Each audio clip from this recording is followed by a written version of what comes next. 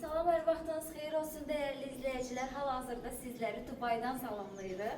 Her vaktiniz hayır olsun. Güzel müşterilerimiz, değerli izleyicilerimiz, Azerbaycan halkını buradan salamlayırıq. Biz sizler için Dubai'da muhteşem bir villa tapmışıq. Biz sözü, siz villaya özünüz bakın.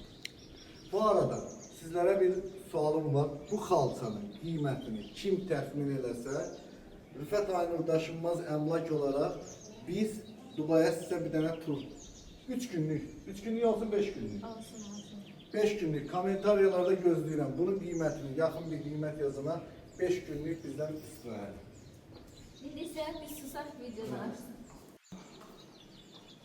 Keçin baxın.